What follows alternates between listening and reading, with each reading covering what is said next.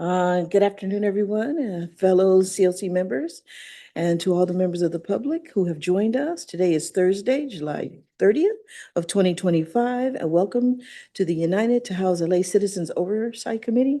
And right now, the time is 1:10 p.m. Before roll call, can you please afford me a few housekeeping comments? Speaker cards. For those wishing to make a public comment, if you haven't already done so, please take a speaker card, fill it out, and hand it to one of our Los Angeles Housing Department staff members. If you are joining the meeting virtually and would like to make a public comment, please refer to the instructions on the agenda on how to place yourself on the virtual queue. Speaker time, as always. We welcome and encourage public comment, as your voice is vital to how we shape our policies and direction. Thank you for your comment.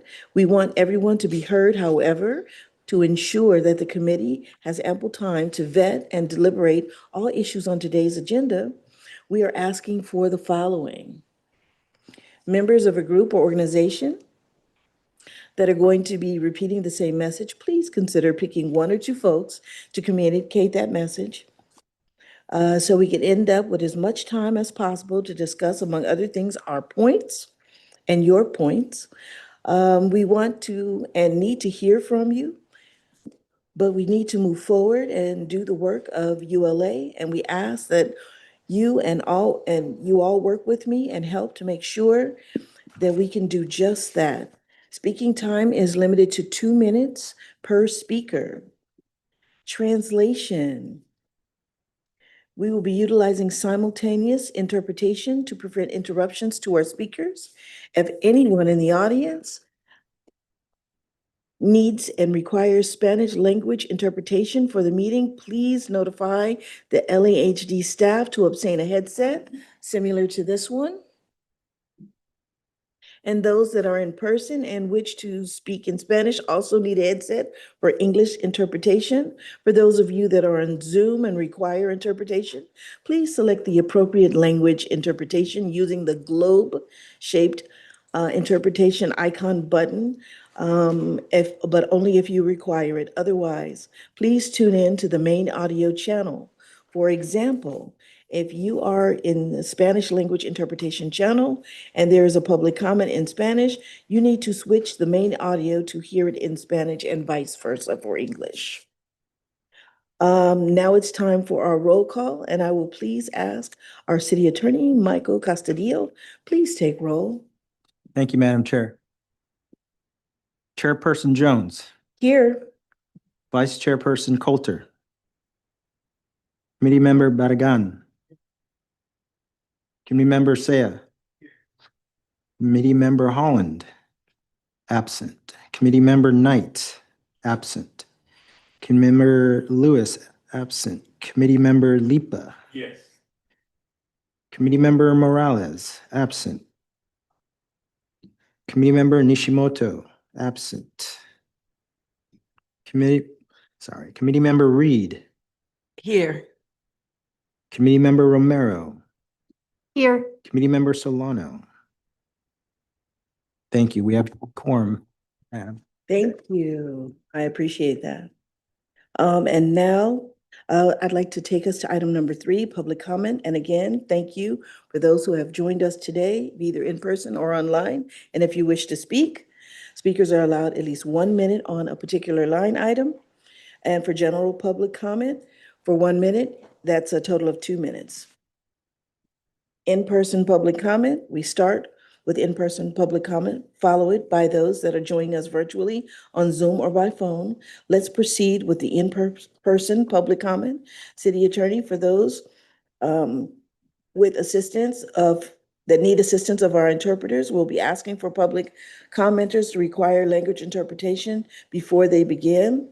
As a reminder, interpretation will be simultaneous, So for those of you that wish to make a public comment or that speak in Spanish, we need to make sure that you have a headset, and please, they will be provided for you. Thank you. City Attorney? Thank you, Madam Chair. I'd like to call up Chichi Navarro, followed by Devon Woodfine.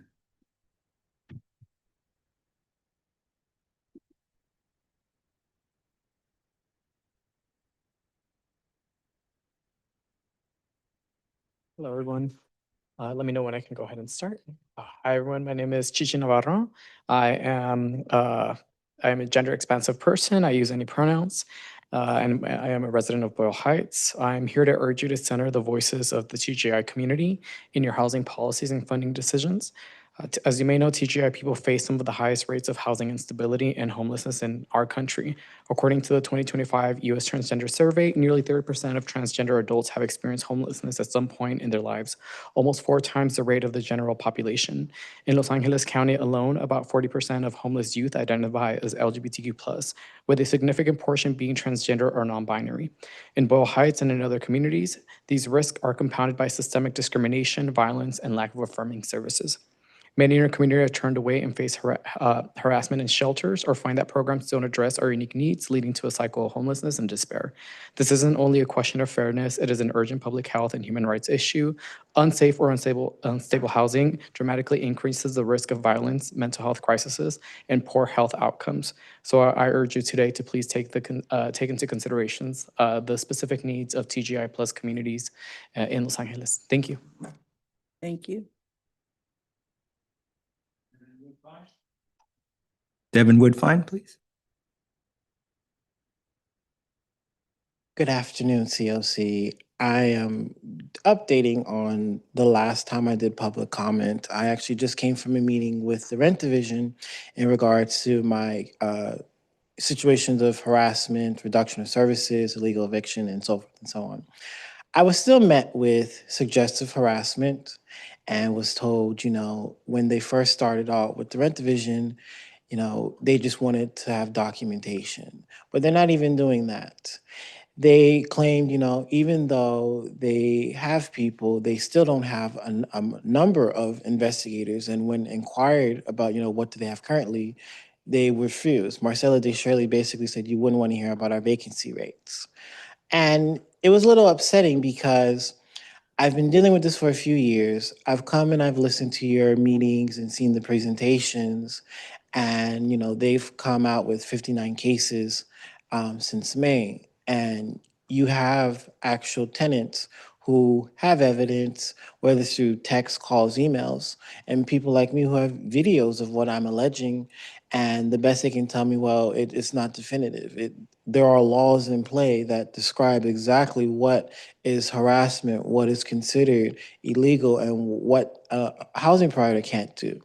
But if we have the housing department that isn't enforcing it, isn't willing to at least document that these incidents are occurring, what are tenants supposed to do? How are they supposed to take them to litigation? How are they supposed to go to small claims? How are they supposed to rectify these issues? I really urge that you guys look into this more and get answers, because basically my situation is just too documented. It's not like I'm alleging stuff that I can't prove. And I've been applying for this since 2023. And it's just now somewhat getting the ball rolling. It's not necessarily I'm going to get my reduction of services or get these rectified. Thank you. Thank you. Madam Chair, there are no more in-person public speakers, but I do have one virtual. Mr. Joe Donlin, if you could unmute. Hi, can you hear me? Yes. Hey, good afternoon. My name is Joe Donlin with the United to House LA Coalition. Wanted to share that we support the effort by the COC to take action today to recommend adding to the disaster relief round of funding for the ULA Income Support Program, a prioritized group that includes people impacted by recent immigration raids. This is an appropriate response for this one-time round of funding to be used to support eligible households impacted by either of 2 major disasters LA has faced: the devastating wildfires in January and the ongoing immigration raids. We also ask that every effort possible is made to ensure participants in this program are not made further vulnerable to targeting by federal actions. Thank you. Thank you. Is that it? Thank you all. That concludes public comment.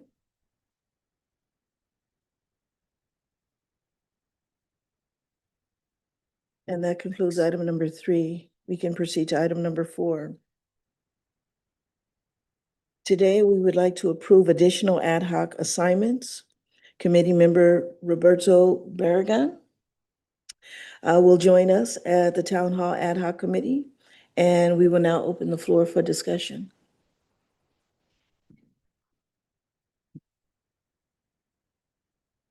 Glad to have you. All right. Okay. No discussion? All right. Moving on. I move to approve the appointment of Roberto Barragan as a member of the Town Hall Ad Hoc Committee. Second.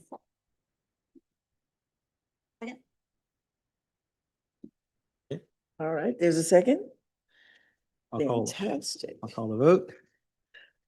Thank you. Chairperson Jones, Aye. Vice Chairperson Coulter, Committee Member Barragan. We need your vote. Yes. Yeah. Vote for yourself. Yes, vote for yourself by all means. Yeah. Committee Member Holland, absent. Committee Member Knight, absent. Committee Member Lewis, absent. Committee Member Lipa. Yes. Committee Member Morales, absent. Committee Member Nishimoto, absent. Committee Member Reed. Committee Member Romero. Yes. Motion passes. Thank you. And this closings item number 4, and welcome. All right. This allows us to move on to item number 5. The Ad Hoc Committee on Permanent Program Guidelines presentation on a proposed income support for rent burden at-risk seniors and persons with disabilities program for disaster relief. This is an action item. All right. There's a motion with recommendations regarding the proposed income support for rent burdened at-risk seniors and persons with disabilities for disaster relief. There is a supplemental materials within your folders. It's a copy of the motion.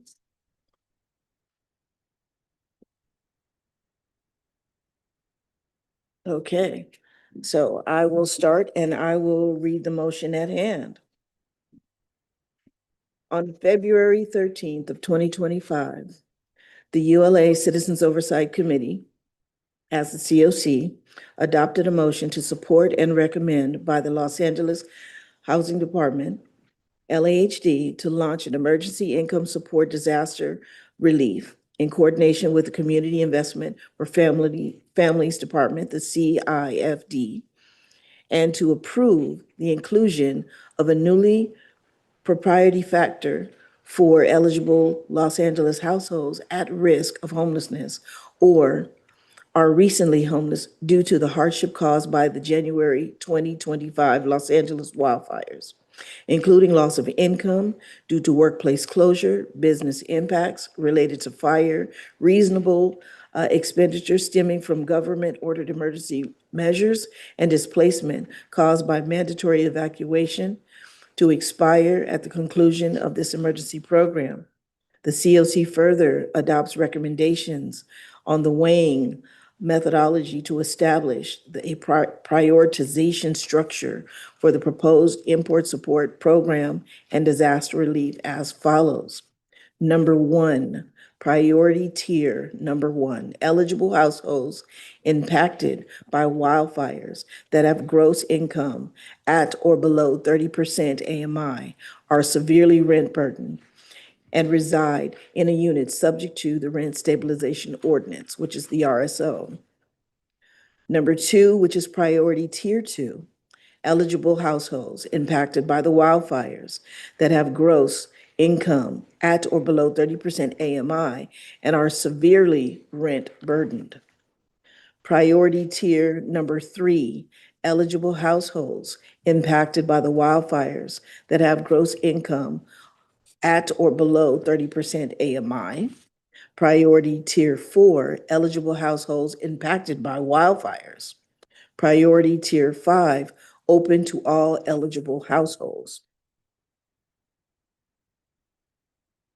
LEHD and CIFD are currently finalizing the recommendations for the Income Support Program for Disaster Relief, which is presented to the City Council for approval prior to the launch of this program. Since the COC adopted this framework, communities across the city of Los Angeles have experienced significant impacts due to ongoing immigration enforcement actions that recently escalated starting early June of 2025. Reporting as of July 8th, 2025 states that at least 2,792 individuals have been detained within the greater Los Angeles area since early June.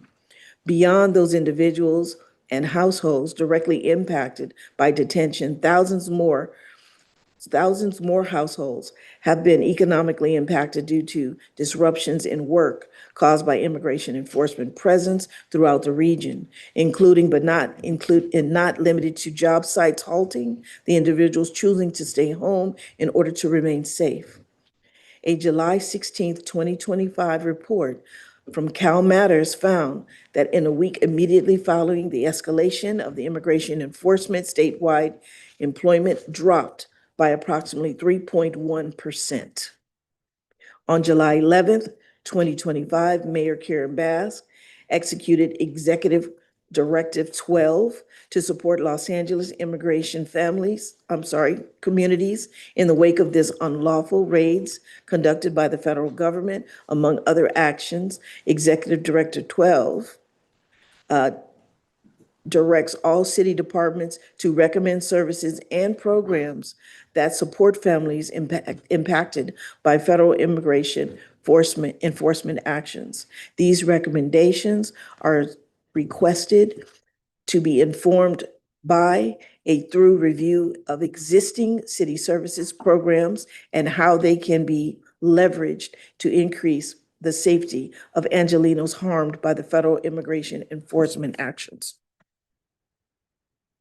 The purpose of ULA is to produce affordable housing of multiple typologies, prevent Angelenos from falling into homelessness, and to expand the tenant self-determination in their housing experience, regardless of ownership tenure.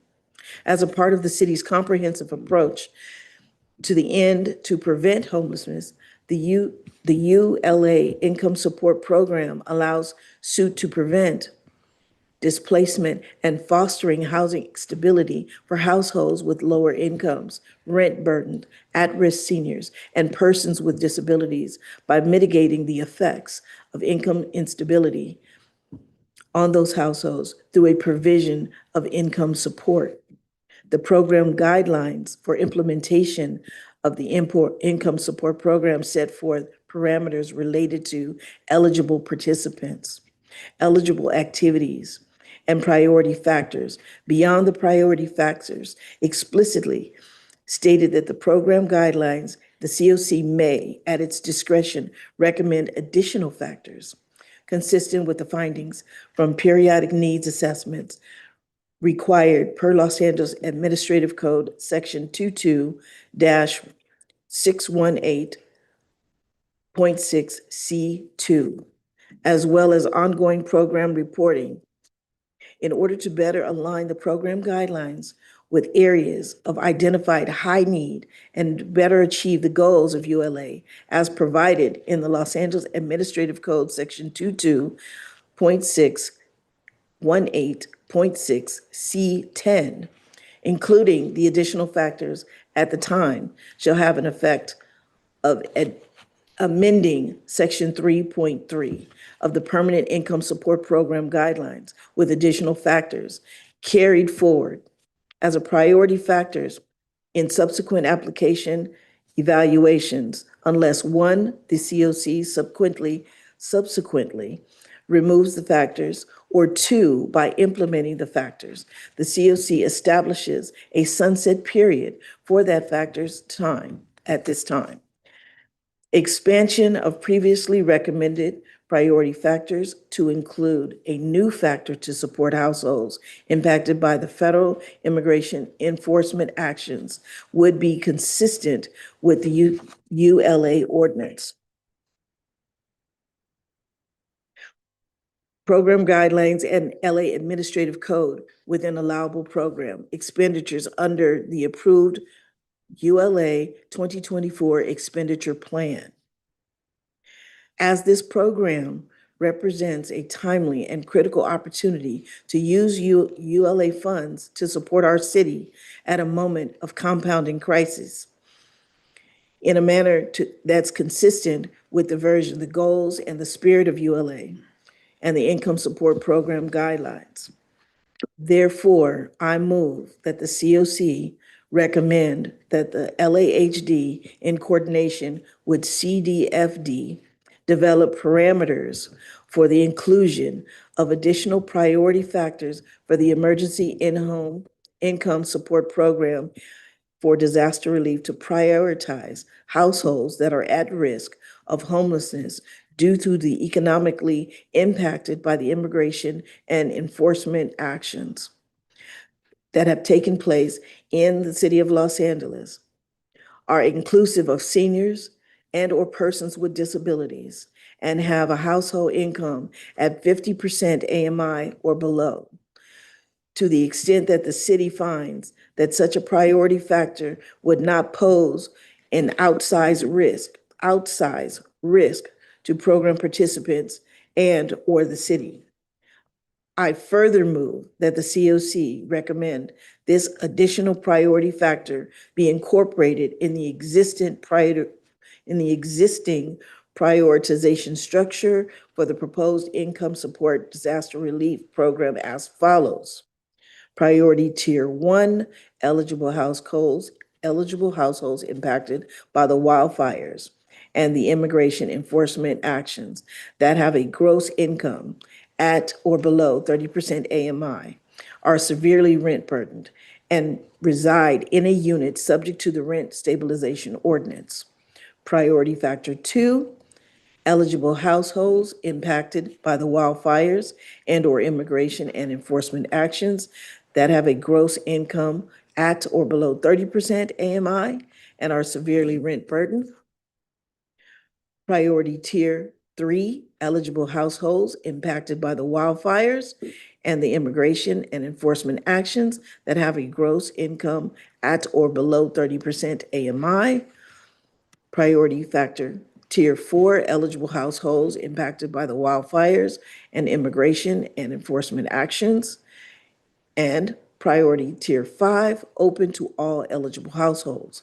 I further move that the COC submit a letter to the Los Angeles City Council in support of these recommendations. And I further move that the COC request the Los Angeles Housing Department, in partnership with CDFI, report back to the COC with updates related to the feasibility, benefits, and the potential drawbacks relative to this proposed program. That was a mouthful. Awesome. So can we open this for discussion? It's great. Yeah, what we need to do. Beautiful. Yes. Jacob, you have the Yeah, floor. Thank you.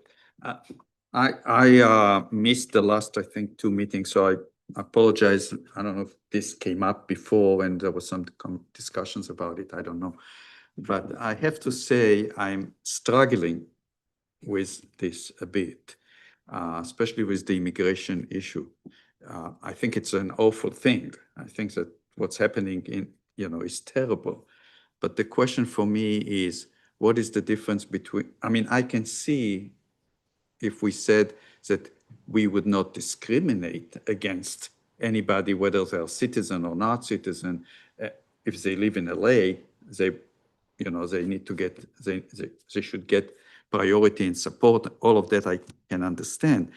But what is the difference between one homeless and another homeless? Just because one is caught by ICE and the other one was thrown out of an apartment by somebody else, by an owner.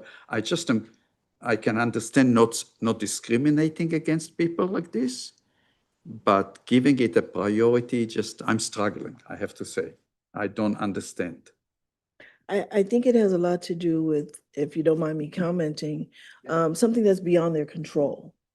So we're looking at all of these instances where it's beyond their control, whether it's an unfair landlord, whether it's a wildfire, whether it's immigration. And then we're also looking at the vulnerability of our seniors and our disabled people that are most impacted. Those are the ones we do not want on the street. I think just by looking at the homeless numbers and how many people we've lost on the street, the majority of them were senior and disabled as well. Oh, Jacob. Oh, Charlie, you have the floor. So I think the biggest thing is, and I'm witnessing this firsthand at my place of work, is that with the situation right now, what's happening is that like people are so scared. It's obviously out of their control, right? This immigration enforcement is like literally out of our state's control. People are so scared that they're not showing up to work. They're fired. People are sleeping at work.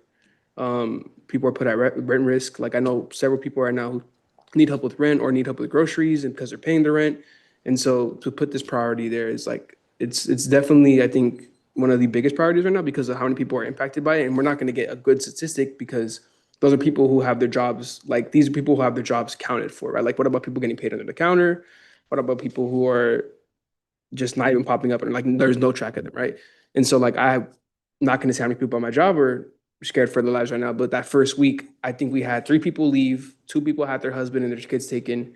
You had someone miss work for about maybe 2 months now, and she needs help with her rent. So like, and there's people who are helping them, right? But like, what if there's, we need to be one of those people who need to step our hand, put our hand out, give them some, uplift them, and then just be like, you know what? We have the time, we have the funds, we're gonna help you. So I think that's what it is, really. Roberto, you have the floor.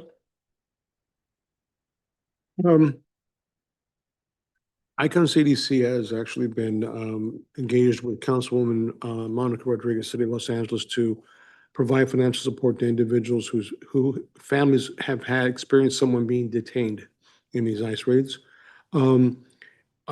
as well as sidewalk vendors who can no longer apply their product on the street because they're afraid of being picked up.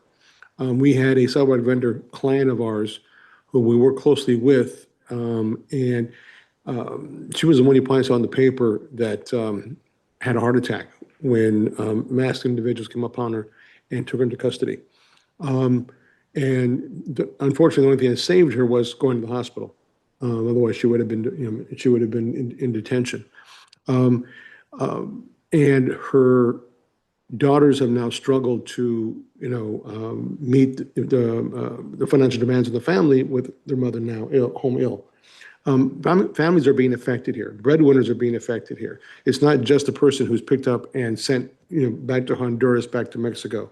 It's the children who are born here, born in the United States, who are U.S. citizens, whose father has been is a pastor and a part-time day worker who was picked up at the Home Depot and sent to Honduras, and now they're trying to figure out how do they pay the rent. So no, I think this program, including, frankly, these ICE raids are a crisis. They are a disaster affecting Los Angeles, and we should respond to it. Any further discussion?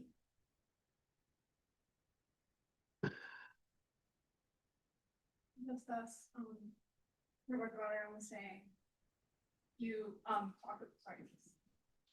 sorry, is this, yeah, you talk about how it impacts everyone, these surrounding families. And I also think, like, okay, the whole, yeah, let's not discriminate, but how is it different? I think it's already a population that is so vulnerable and already isn't getting the help compared that other people like get. What I mean by that is like, just those like certain rights, like there's, this argument of like, oh, like why should we help these people or whatever? And it's like, these are people who are actively contributing to our economy. I mean, it seems so clear. My mom, she's a hairdresser and in Boyle Heights, and her job, like the money, it's not coming in. People aren't coming in to get their hair cut, their hair done. Like, and that's just like the closest example. And you see it everywhere. So like you said, yes, it is a crisis. And it's like, these are people who work, who also pay their taxes. They don't get the benefits that, citizens aren't getting. And again, also they have family members who are citizens. And it's just, these are people who are such a core, integral part of our economy, of what makes us us. And I think it's important in a time where they're being so attacked and so dismissed, that we have that there be something in government, in local government, in city government that is advocating for them, that is putting them at the forefront. And that's what I want to say on that.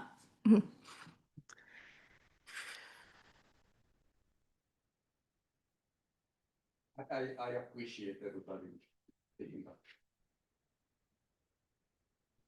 Are we ready to call for a vote?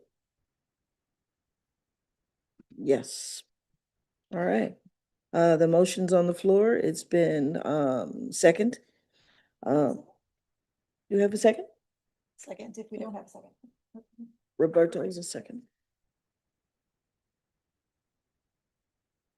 City Attorney, would you Thank you. please call for a vote? Yes, Madam Chair. Chairperson Jones, Yes. Vice Chairperson Coulter, Yes. Committee Member Banagan. Yes. Committee Member Holland, absent. Committee Member Knight, absent. Committee Member Lewis, absent. Committee Member Lipa. Yes. Committee Member Morales, absent. Committee Member Nishimoto, absent. Committee Member Reed. Yes. Committee Member Romero. Yes. Motion passes. Thank you. So that concludes and closes item number 5. And we can move on to item number 6, which is future agenda items. Oh, yes. I'd like to ask for, so when we do a report back from LAHD, or if you in our next meeting, in your report, can include some discussion about staffing. We'd like to get some updates on that, particularly in light of our public commenters, but also just in general, how the administrative funds at LHD and how that's corresponding to Tahoe staffing, but also our future IIG staffing. So, thank you. Excellent. Any other suggestions? I don't know how it would fit into it yet. I have to look into it more, but I have some friends who are, well, one with the FAFSA cuts, cutbacks on scholarships, cutbacks on resources for people who are undocumented. There are a lot of people who are facing housing insecurity, especially students specifically is what I'm trying to talk about more specifically, because they're already paying for school. Most of the time, some people are paying it out of pocket, or they're paying it like working 2 to 3 jobs. And so I'm wondering, because I know people in the Bay Area, so I might have to do some more research here in LA, but what can we, I don't know if we had to bring it up as like a possible like discussion piece, like if we could start discussing like maybe some rental assistance programs for students who are facing, who are at risk for homelessness or rent eviction because they're having to work 2 to 3 jobs, having to go to school, prioritizing maybe those who are undocumented and then those who are low income, stuff like that. If that could be a possible discussion piece for the future. I think that'd be a great idea. Thank you, Charlie. Any other ideas? I have one in particular that it's pretty close, and it has a lot to do with how the housing department communicates with Section 8 tenants. And one of the things that I've noticed by my work, boots on the ground, plus a lot of the public comments that have come to us, is that sometimes the owner or management company will allow the conditions of an apartment to be diminished in such a way that a person is forced and they lose their Section 8 voucher. And the only remedy for that is to get another voucher and move, or to pay the rent out of their own pocket for the dilapidated unit. So I want to figure out a way that we can keep track of this, how the communication with the housing department happens if someone with a Section 8 voucher gets put on abatement because of the conditions. I don't think that should be an option. I think that the code enforcement, harassment department, all should act and find some way that a person can get their restitution. And so I'd like to find out how that communication works as opposed to just passing the buck and it's not being their problem. I think there needs to be some open communication on how we deal with that across departments, not only the housing department, but Section 8 and the Housing Authority and also the Health Department. How does that sound? Awesome. We got 3 points for next time? And a lot of homework, I'm sorry. Please give me that laugh.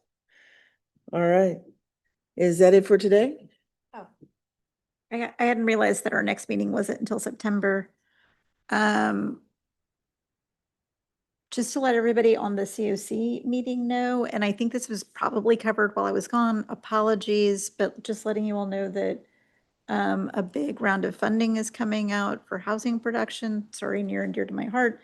So by the time we meet again, you will have applications in hand or not have applications in hand by September 25th. Forgive me about the dates.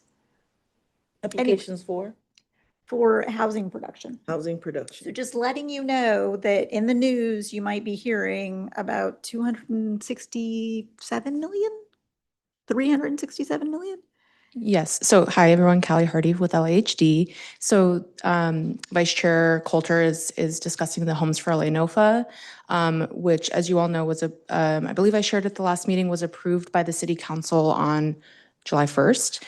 So we are now working in earnest to prepare for the launch of that NOFA. The application period is currently slated to open on September 5th. We will be accepting applications for a 45-day period, which will close towards the end of October. We'll be publishing information about that on our website within, I think, the next week or so here. So more information forthcoming, and we'll be sharing information out publicly about that opportunity. But we're anticipating a total of $376 million to be available through that funding opportunity, the majority of which is provided by ULA, $316 million through 5 of our ULA programs. Just Is it possible for us to receive? Yes, so we will be posting, so the NOFA has been approved by City Council, so it is available publicly, and we'll also be posting the final regulations on the LAHD website, and happy to share that with the committee members as well. Is that the only outreach we have is on our website, on the LAHD website? That will be where we post, but we're planning on doing additional outreach around that, yes. Thank you. Mm-hmm. Yes, a bidders conference will be scheduled for the end of August. Yes, right before, like the week before the applications open. Excellent. And our next meeting is September 25th, just so everybody knows. All right, beautiful. All right, is that it for our agenda?